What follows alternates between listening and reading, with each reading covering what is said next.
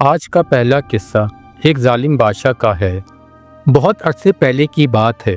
وسط ایشیا میں پہاڑوں کے درمیان ایک چھوٹی سی سلطنت تھی۔ اس پر ایک ظالم بادشاہ حکومت کرتا تھا۔ اسے اپنی رعایا سے محبت نہ تھی۔ وہ صرف ان سے روپیہ بٹورتا رہتا تھا۔ ملک کے ہر حصے میں بادشاہ کے نوکر لوگوں کو مجبور کرتے کہ وہ اسے کچھ رقم ادا کریں۔ اسی وجہ سے لوگ اسے بالکل پسند نہیں کرتے تھے۔ لیکن عبداللہ جو بادشاہ کا وزیر تھا ایک رحم دل انسان تھا۔ وہ بھی بادشاہ کو پسند نہیں کرتا تھا۔ اس نے غریب آدمیوں کی امداد کرنے کی کوشش کی لیکن بادشاہ کے خلاف زیادہ کچھ نہ کر سکا۔ لوگ عبداللہ سے محبت کرتے تھے۔ بادشاہ کو علم تھا کہ لوگ اس سے نفرت کرتے ہیں اور عبداللہ کو چاہتے ہیں۔ اسے وزیر کی طاقت کا خوف تھا، بس اس نے تہیہ کیا کہ اسے مار دے۔ دراصل وہ یہ کام بذات خود سر انجام نہیں دے سکتا تھا۔ ایک دن اس نے اصغر نامی ایک شخص کو اپنے دربار میں بلایا۔ ان دونوں نے اکٹھا کھانا کھایا۔ کھانا کھانے کے بعد بادشاہ اصغر سے خوش کن گفتگو کرتا رہا۔ اصغر نے خوشی محسوس کی۔ جب وہ کھا چکے تو بادشاہ نے اصغر سے کہا، دیکھو اصغر، میں آپ کو اپنا وزیر بنانا چاہتا ہوں لیکن عبداللہ بہت طاقتور ہے۔ لوگ اس سے بہت محبت کرتے ہیں۔ اگر میں اس کی زندگی میں تم کو وزیر بنا لوں تو لوگ ناراض ہو جائیں گے اور میرے خلاف ہو جائیں گے۔ اس سوال کا جواب دو، کیا تم میرا وزیر بننا چاہتے ہو؟ اصغر نے جواب دیا کہ وہ ایسا کرنا چاہتا ہے۔ تو میری خواہش ہے کہ تم ایسا کرو، عبداللہ کے پاس جا کر اسے کھانے پر بلاؤ اور کھانے میں کچھ زہر ملا کر اس کو چپکے سے ہلاک کر دو۔ جتنی جلدی ہو سکے اس کام کو سر انجام دو۔ کافی احتیاط کرنا اور اس کام میں ناکام نہ ہونا۔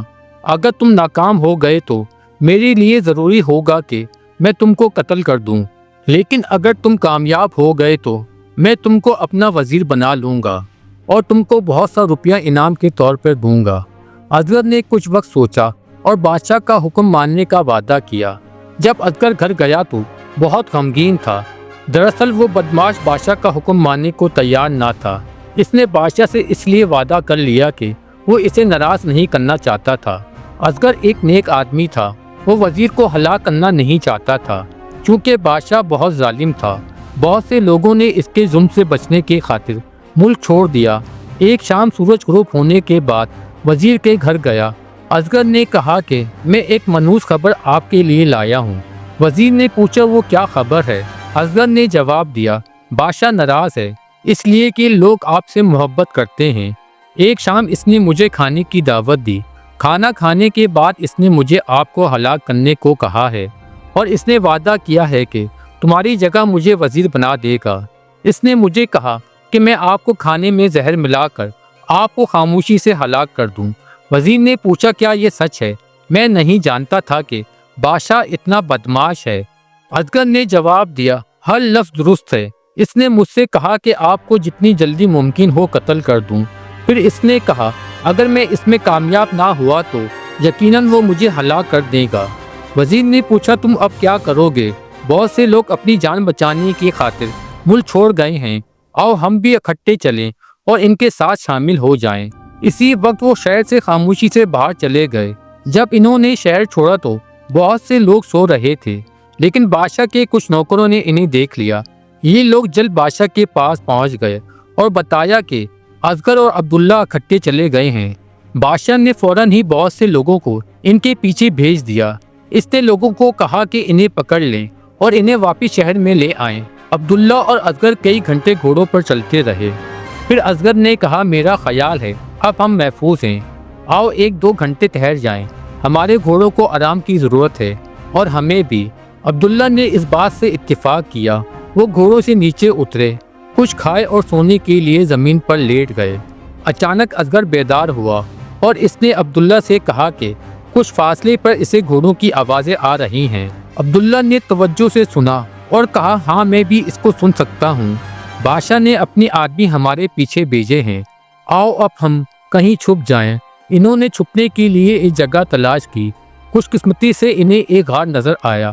غار ان کے گھوڑوں اور دو آدمیوں کے لیے کافی تھا۔ وہاں وہ چھپ گئے اور چند منٹوں بعد انہوں نے بادشاہ کے آدمیوں کو گزرتے ہوئے دیکھا۔ انہوں نے فیصلہ کیا کہ کچھ وقت کے لیے غار میں ٹھہریں۔ تھوڑی دیر بعد انہوں نے آدمیوں کو واپس جاتے ہوئے دیکھا۔ بس انہیں معلوم ہوا کہ وہ غار چھوڑ سکیں گے اور اپنا سفر جاری رکھ سکیں گے۔ جب دونوں آدمیوں نے اپنا سفر ختم کیا، سینکڑوں لوگوں نے ان کا استقبال کیا۔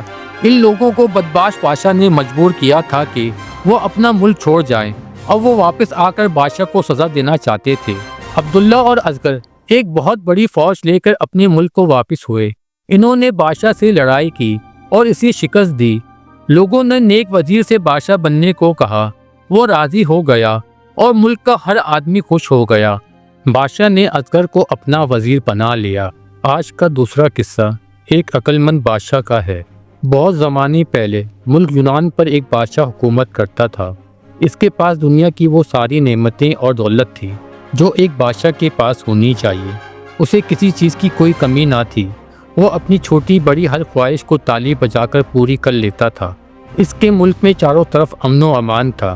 رعایا خوش تھی اور آرام اور چین کی زندگی بسر کر رہی تھی اور اپنے بادشاہ کو دل و جان سے چاہتی تھی۔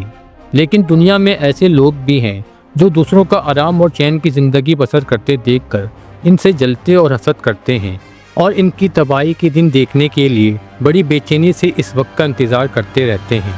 یونان کے پڑوسی ملک کے بادشاہ کا بھی یہی حال تھا۔ اسے اس نیک دل بادشاہ کی خوشحالی ایک آنکھ نہ بھاتی۔ وہ یونان کی بادشاہ سے حسد اور نفرت کرنے لگا تھا اور اس فکر میں اس کی نیند حرام ہو گئی تھی۔ دن رات اسی طاق میں لگا رہتا تھا کہ کسی طرح یونان کے بادشاہ کو تباہی اور بربادی کے راستے پر ڈالا جائے تاکہ وہ کوڑی کوڑی کا محتاج ہو جائے اور اس کی رعایا در در کی ٹھوکریں کھاتی پھرے۔ ایک دن اس نے ایک نجومی کا بھیس بدلا اور اپنے ایک درباری کو ساتھ لے کر یونان کے بادشاہ کی خدمت میں پہنچا۔ اس نے کہا، بادشاہ سلامت، آپ پر خدا کی مہربانیوں کا سایہ ہے۔ آپ کی رعایا خوش و خرم ہے، لیکن افسوس کہ آپ زیادہ دن تک بادشاہت نہیں کر سکیں گے کیونکہ آپ کو دنیا کی تمام معلومات سے واقفیت حاصل نہیں ہے۔ یہ کہہ کر وہ بادشاہ کو ہدایت دینے لگا۔ سادہ دل بادشاہ مکار بادشاہ کی باتوں سے بہت متاثر ہوا اور نیک دل بادشاہ باخوشی اس کی ہدایتوں پر عمل کرنے کے لیے راضی ہو گیا۔ اس نے اپنے تمام عیش و آرام ترک کر دیا اور اپنے ارد گرد موٹی کتابوں کی ایک موٹی دیوار کھڑی کر کے شاہی محل کے اندر چپ چاپ بند ہو کر بیٹھا رہا اور دن رات مطالعے میں مشغول رہنے لگا۔ وہ کتابیں پڑھ کر اپنی معلومات میں زیادہ سے زیادہ اضافہ کرنا چاہتا تھا۔ دن اور سال گزرتے رہے۔ سلطنت کا انتظام آہستہ آہستہ بگڑنے لگا۔ رعایا کو تکلیف و پریشانیاں ستانے لگیں۔ لوگ اگر کبھی بھولے سے اپنے بادشاہ کا دیدار کر لیتے تو وہ اسے اپنی خوش قسمتی سمجھتے، ورنہ سال میں صرف ایک ہی دن بادشاہ کو دیکھنا نصیب ہوتا جب وہ اپنی سالگرہ مناتا تھا۔ سچ پوچھے تو بادشاہ کو اب اپنی رعایا سے پہلے جیسی محبت نہ رہی تھی۔ بس وہ تو کتابوں کا دیوانہ ہو کر رہ گیا تھا۔ اسے صرف ایک ہی فکر تھی کہ کسی طرح کتابوں کو کیڑے کی طرح چاٹ کر ختم کر دے اور زیادہ سے زیادہ کتابیں اکٹھی کرے۔ رعایا دیکھا کرتی تھی کہ بادشاہ ان دنوں خوش فکر مند رہنے لگا ہے۔ اس کی زندگی میں بے اعتدالی اور بے ترتیبی آ گئی ہے۔ اب اسے کسی چیز کا دھیان ہی نہیں رہتا، جیسے وہ اس دنیا سے گھبرا گیا ہو۔ داڑھی مونچھ بڑھ کر سینے سے لہرانے لگی تھی۔ بعض وقت تو لوگ بادشاہ کو مشکل سے پہچانتے تھے۔ بادشاہ کے اس شوق سے سارا ملک کتابوں سے بھر گیا، یہاں تک کہ لوگوں کا چلنا پھرنا دشوار ہو گیا۔ رعایا نے ایک دو مرتبہ بادشاہ سے درخواست کی کہ وہ اپنی اس شوق سے باز آ جائے، لیکن بادشاہ کے کانوں پر جوں تک نہ رہیں گی۔ آخر جب رعایا حد سے زیادہ پریشانی میں مبتلا رہنے لگی تو لوگ تنگ آ کر آپس میں صلح مشورہ کے لیے ایک جگہ جمع ہوئے۔ اتفاق سے وہاں ایک عقل مند بڑھیا موجود تھی۔ بڑھیا نے لوگوں کو یقین دلایا کہ وہ ان کی پریشانیوں کو دور کر سکتی ہے، اور یہ سنتی ہی ان کی چہروں پر خوشی کی لہر دوڑ گئی۔ آئندہ سال جب بادشاہ کی سالگرہ کا دن آیا تو بڑھیا بادشاہ کی خدمت میں حاضر ہوئی اور یہ کتاب بطور تحفہ دیتے ہوئے بولی، عالم پناہ، یہ بہت اچھی کتاب ہے۔ اس میں ہمارے ملک کی بڑی عمدہ اور دلچسپ کہانیاں ہیں، آپ اسے ضرور پڑھیں۔ بادشاہ تھوڑی دیر کے لیے ہنسا اور کہا، میں اس ملک کے بارے میں بہت کچھ جانتا ہوں، اور پھر یہ کہانیاں تو میں نے بچپن میں پڑھ لی تھیں۔ آپ بجا فرماتے ہیں عالم پناہ، بڑھیا دوبارہ بولی، آپ برائے کرم پہلے میرے سوالوں کا جواب دیں، پھر اس بات کا بخوبی اندازہ ہو جائے گا کہ آپ کہاں تک درست فرماتے ہیں۔ بادشاہ جواب میں دوبارہ ہنسا اور راضی ہو گیا۔ بڑھیا جو سوال کرتی جاتی، بادشاہ کے چہرہ کا رنگ اٹھتا جاتا، اس سے کوئی جواب نہ بن پڑا۔ بادشاہ ہکلانے لگا اور خود اپنی نگاہوں میں مجرم معلوم ہونے لگا۔ بچپن کی سنی سنائی تمام کہانیاں جو اسے یاد تھیں سب بھول بیٹھا۔ بڑھیا بے خوف بولتی رہی، جہاں پناہ، مطالعہ کرنا تو انسان کے لیے نعمت ہے، اس سے ان کی دولت میں اضافہ ہوتا ہے، لیکن بے وقت مطالعے سے کچھ حاصل نہیں ہوتا۔ بیکار اور فضول کتابیں پڑھنے سے وقت ضائع ہوتا ہے، بلکہ اس سے دوسروں کو نقصان پہنچتا ہے۔ آدمی اچھی اور کارآمد باتیں بھی بھلا بیٹھتا ہے۔ अब आप ही बताइए कि आपके दिन रात मुताले से क्या नतीजा हासिल हुआ, आपकी रियाया को क्या फ़ायदा पहुंचा। आपकी रियाया जो पहले खुशहाल थी अब तरह तरह की मुसीबतों का सामना करने लगी है, और आप भी मुख्तलिफ किताबों के मुताले से उलझ कर रह गए हैं और ये नहीं समझ पाते कि क्या करूं और क्या ना करूं। बुढ़िया की बातें बादशाह के दिल पर तीर की तरह लगी। अब उसे अपनी गलती का बुरी तरह एहसास हुआ और वो इस हरकत पर बहुत शर्मिंदा हुआ। बेकार इतने दिन तक वो मुताले में मसरूफ रहा और अपनी रियाया को भूल गया। इसने हुक्म दिया कि इसके महल के अंदर और बाहर जो किताबों के ढेर जमा हो गए हैं वो हटा दिए जाएं। कहते हैं कि इसने ये सब किताबें एक बड़ी लाइब्रेरी बनवा कर वहाँ मुंतकिल कर दी और फिर खुद से सल्तनत के कामों में मसरूफ हो गया। मौजूद सामीन, अगर आपको ये कहानी पसंद आई तो मेरे चैनल को लाइक करें, शेयर करें और सब्सक्राइब करें।